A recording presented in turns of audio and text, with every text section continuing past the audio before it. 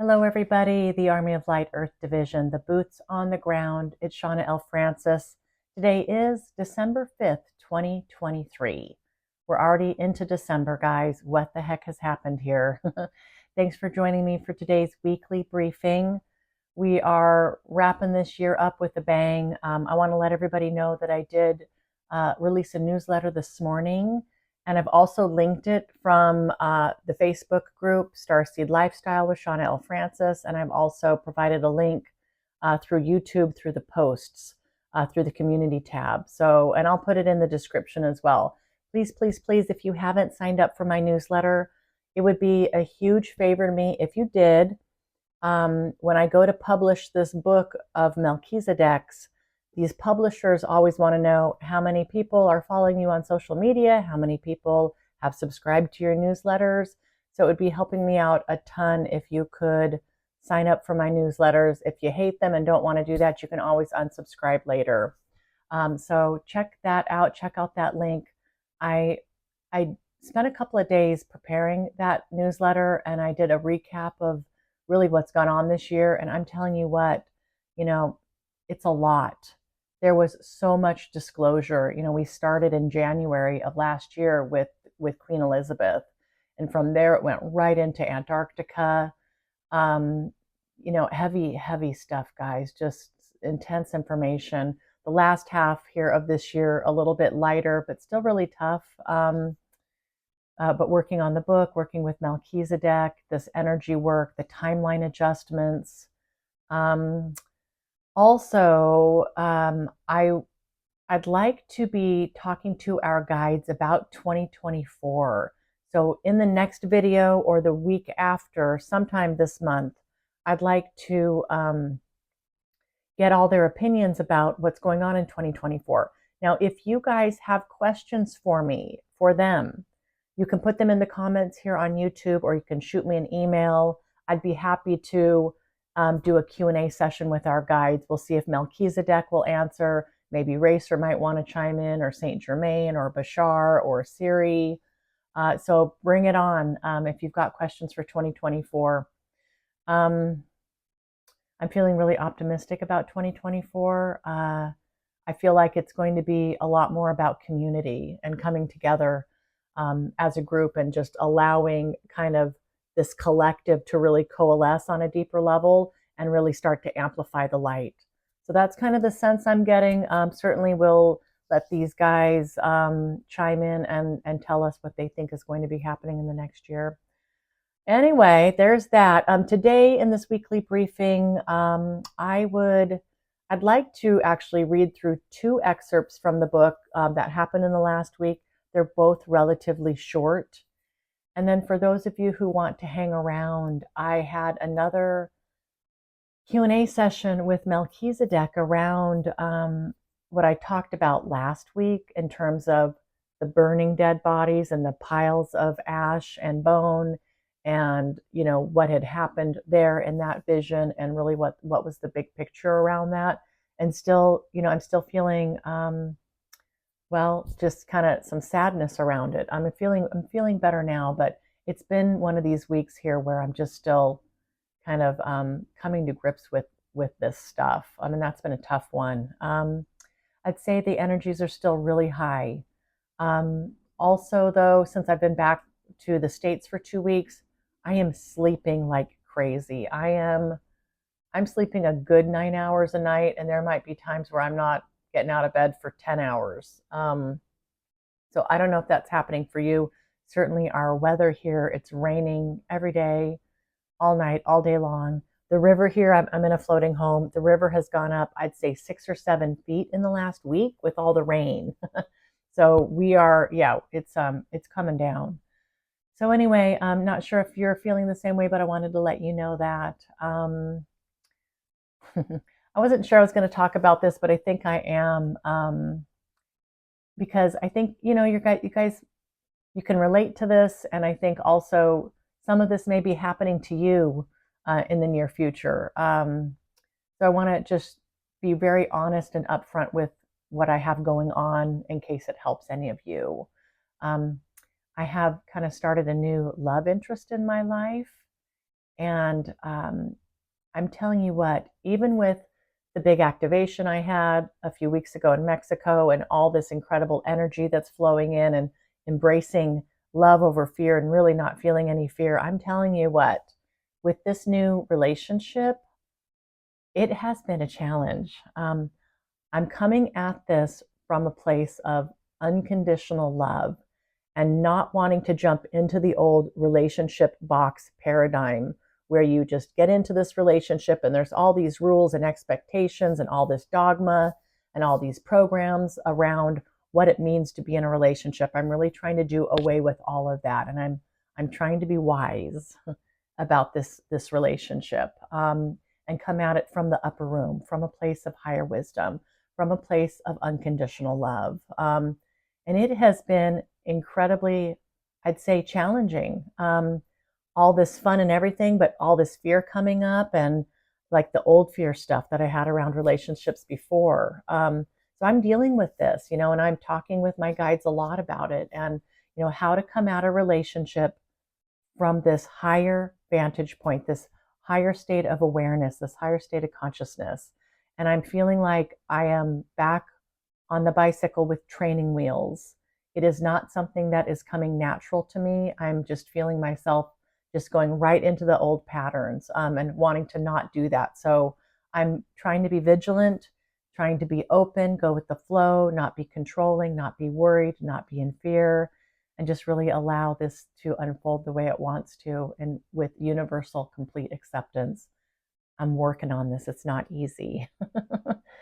So fun stuff there. I'm going to go ahead and I'm going to read the book excerpt from November 30th, just a handful of days ago. And this is really talking about, again, our power as a singularity and who and what we are.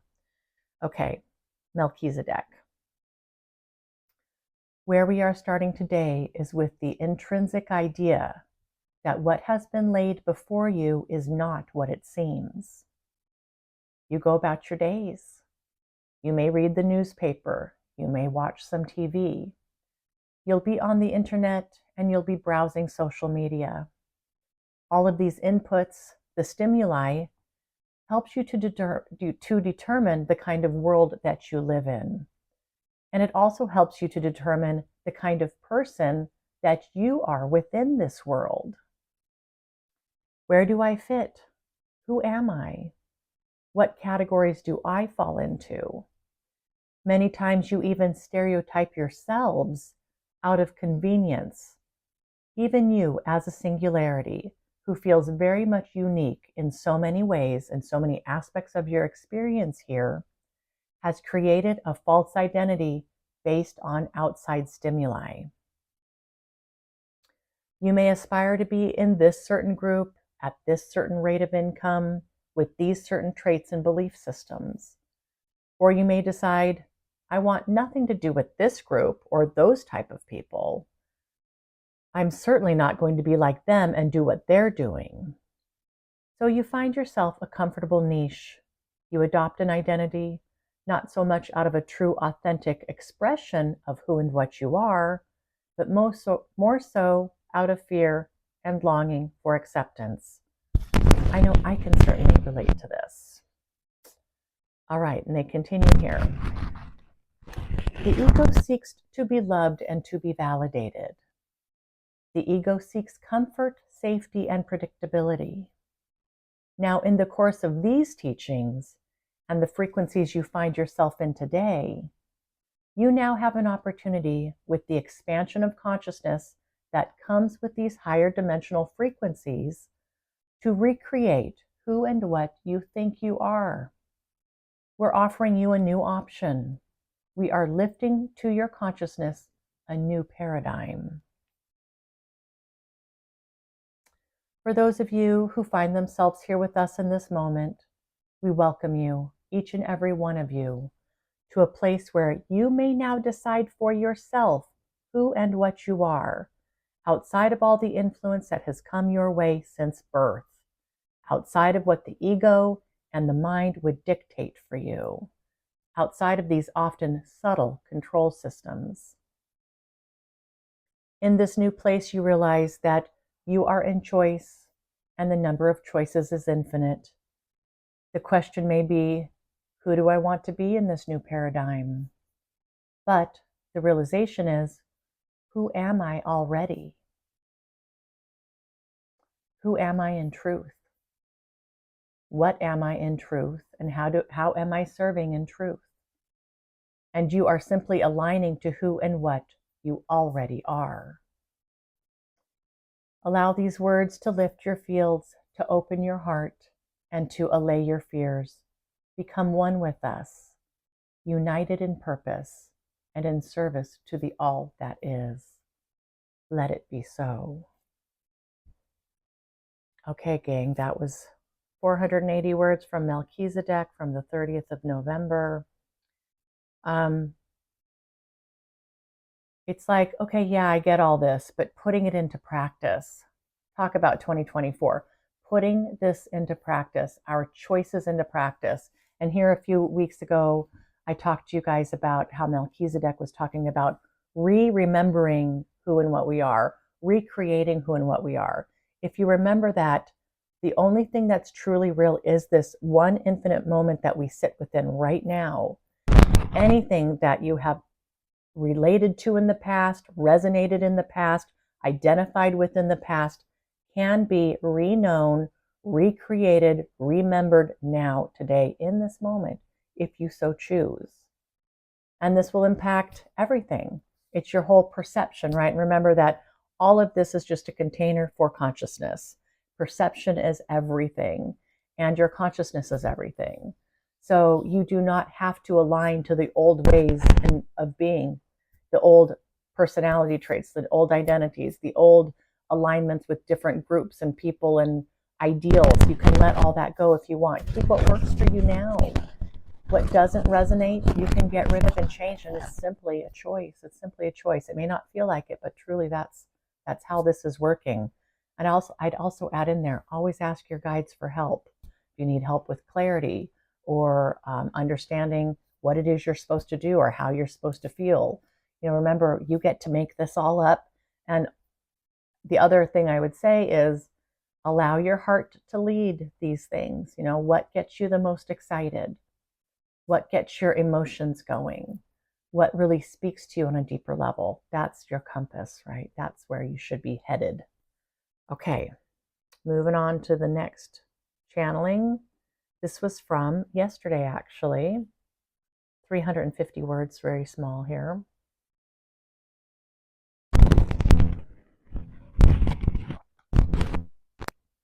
We've taken you on quite a journey, dear ones. We anticipate the lifting of the field with the words that you have ingested, with the frequencies that you are assimilating. We anticipate where you might struggle with this information. We sense the questions that you have, and we feel where there may be resistance in varying degrees. This is an introduction to this force, to energy in general, not only the negative kind, but also the positive kind and everything in between. When you begin to release the past ideals of who and what you are, more importantly, who and what you think you should be, the field is changed. And we aren't just referring to you as a singularity, having an individual experience of a changed field, dear ones. When your field is changed, the field for all is changed. There is no separation at the level we speak of. There is no way to compartmentalize your energy versus your neighbor's energy, versus your leader's energy, versus the stranger on the street's energy. It is one huge pool of energy, constantly ebbing and flowing, expanding and contracting, raising in frequency, lowering in frequency, but always evolving on an evolutionary path. When these words came through, it's like this concept that I've been struggling with, that they just perfectly put into these simple words here. There's no way to compartmentalize our energy. There's no way to contain it and keep it separate. If you strip away our bodies, which are just containers for our consciousness, and you strip away all the physicality of this plane of existence, you're just left with the energy. And your energy is all shared with everybody else's energy. This is the unity. This is that unified field. And this is why it's so important that we are getting this at this level. Our frequency, especially as light workers, helping raise consciousness for the ascension. And specifically for us here, the boots on the ground, we're doing a lot of work around raising of consciousness of the negative reptilian aspect here. That's huge disclosure. We're seeding the collective consciousness with this information just by our presence. It's fascinating. All right, I'm going to keep going here. This is the power that they don't want you knowing about. This is the power that we gently bring you as to not trigger your defense responses. It is our hope and desire for you that you understand this power experientially. Not just intellectually or conceptually, but that you feel and know the impact of your power in very personal ways. Through intention and will, you continually shape and create your own personal realities. While this may feel very private to you, please understand as when we say there's nothing private about your energy field. And along the same line of thinking, there's nothing private about your thoughts. Your thoughts are energy just like everything else. Your thoughts carry a resonance. Your thoughts have frequency and they contribute. They contribute in not so subtle ways to the vibrations that you emit and thus impact the whole. And that was it for yesterday. There's nothing private about our energy field, and there's nothing private about our thoughts. All of this is shared. All of this on some level is emitting a frequency. And this reminded me of a cryon, not this summer, but last summer, cryon coming through and said, hey, everybody, let's just all pretend that your thoughts can be read by everybody. Let's just start acting like this is the truth, because at some level it is the truth, because energetically our thoughts do have frequency. You know, it's people talk about, well, look at the nonverbals. What's that energy field like? You know, you walk into a room, you can kind of assess the energy. What does that feel like? It feels cold. It feels warm. It feels inviting. It feels not so inviting. Same with people. You come up to a person and they may be saying something to you, but you're feeling something totally different. So energetically, we are having this whole big conversation going on at an energetic level while we are conversing verbally. And so there's all kinds of things going on. And really, you know, that's really the best way to be thinking about this experience, is all in energy and frequency. And what are we emitting as a singularity? Because this is impacting the whole in a big way. All right. So, for those of you who would find this interesting, I had quite a long conversation with Melchizedek about the halls of a mentee, this last experience I had where I was helping to atone for all this death and destruction. So this, you know, that thing really, that whole event and those visions and everything that went along with it really had an impact on me. And I thought a lot about it. I've been thinking a lot about it in the last couple weeks. And the other day, I just, wanted to sit down with Melchizedek and I asked them some questions about this. I started with, I just don't feel like I'm doing enough here. This was awful to experience and to view, and to know that I had something to do with all of this. It's just not feeling like, am I doing enough to help lift the field here? And Melchizedek had this to say. Shawna, what you've done in the past really is horrific. We will not lie to you here or sugarcoat this. You had a hand in many of the destructive programs, many destructive forces that have been here on the earth plane. Those bits and pieces of the oversoul that aligned to the dark for so long, it was an obsession of yours, of this oversoul of yours. So remember, team, we are each just aspects of an oversoul, and each aspect has a higher self aspect that is very much in alignment with what we're doing here as a singularity on the planet. But this oversoul could have a bunch of different aspects, all concurrently in existence. You know, we think of them as past lives, and I talk about this with Melchizedek, and I'll get to this in a minute. But you know, this idea that I am atoning for this oversoul's focus. I am still carrying this burden, even though in this particular lifetime it wasn't me. I'm still part of this oversoul. And I think a lot of us are dealing with these things right now: karmic balancing, ancestral lineage clearing, carrying of these burdens from other past lives or from our families' lives. Holy mackerel. I mean, we are carrying so much weight right now as light workers right now, trying to clear the field of these things. All right, I'm going to keep going. As Shawna L. Francis, this is not who and what you are, dear one. And you do what you can to help atone for all the density, the pain, the suffering, the death, the fear that your oversoul and the aspects helped to generate. Shawna, you just being here in embodiment as an expression of God is doing so much to right the wrongs of this oversoul. You just stating your intentions out loud and conscious awareness of what has been helps lift this field. Shawna, don't ever doubt this. Don't ever doubt your power and your ability to transmute negative reptilian energy and to finally emancipate it. Yeah, you know, it just doesn't feel like it's enough, you know. They're telling me it is, and this is very much in alignment with what the Galactic Federation of Light has said, what all of our guides have said. Don't ever doubt the power that you have to affect change. Don't ever, you know, don't downplay the importance of your thoughts and your field, you know. And as beacons here, we are really, you know, we're taking this very serious as light workers, to maintain a high frequency. Sometimes I will feel very, you know, self-indulgent and maybe, you know, want to cry about something. Maybe it's remembering my dad at Christmas time, or something that he had said or done, or something my mom, same kind of idea. It's like I don't allow myself to really do that anymore. It's not something that really resonates with me anymore.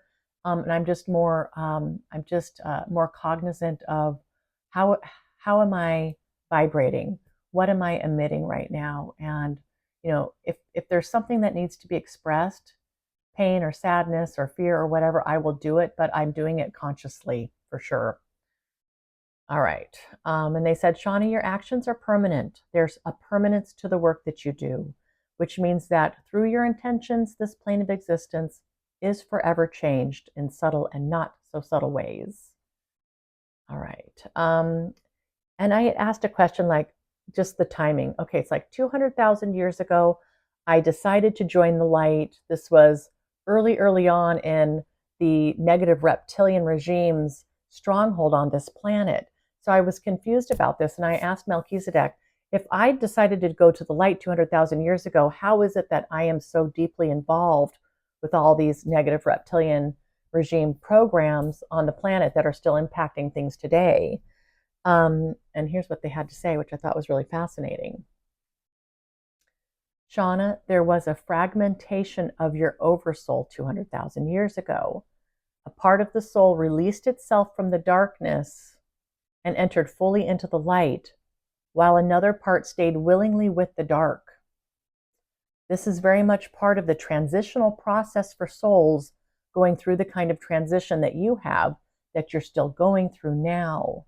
Gosh, it makes me wonder about Queen Elizabeth too. So there was a fragmentation. Part of me went to the light, a part of this oversoul went to the light, a part of this oversoul stayed with the reptilians. They said here, the timeline adjustment we had you make, where you entered the body of that reptilian and you jumped to your death, Shawna, this was an aspect of your oversoul. This was not a stranger. And we're just now able to explain this to you in a way that you'd understand. Your consciousness is at a point where these greater truths can be revealed to you. And yes, there will be more timeline adjustments when the moment is right. Okay, so I talked quite a bit about this. I can't remember the month that this happened. I think it was springtime. I did these big timeline adjustments, and yeah, that was an aspect of me where basically, I went into this body and jumped off a bridge. I don't know if you guys remember that. And you cannot make this stuff up. Anyway, that was part of my oversoul. I asked a few more questions here. I'm like, well, I'd said something like, what about, as a negative reptilian aspect of this oversoul fighting the light aspect of this oversoul? And they're saying, no, that's really not how it's working. There's no conscious awareness between these different aspects of the oversoul. There's no infighting, right? They said, you are more in alignment energetically with all the light aspects of this oversoul since that point 200,000 years ago, when the decision was made to abandon the dark forces and work on behalf of the light. But still, the effects of a very dark soul in transition still operate at those lower densities. We understand, Shawna, that this is complicated for your mind to comprehend. So, once again, we ask for your trust and faith that where you're being guided is exactly what's needed to atone for all the past aggressions, past actions that helped contribute to these control systems. Oh,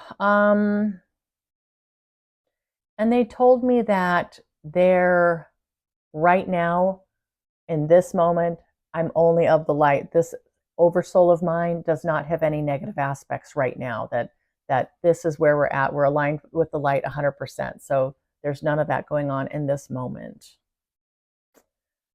All right. And they're saying, and this is where it will stay. Okay, team. That is really all for now. That's a lot. Thanks, team, for watching. I know you have so many other things that you could be doing, other channelers you could be watching, other ways you could be spending your time. I'm so happy that you're here. Thank you, thank you, thank you, team. All right, don't forget to sign up for my newsletters.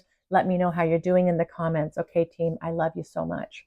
Mwah. I will see you next week.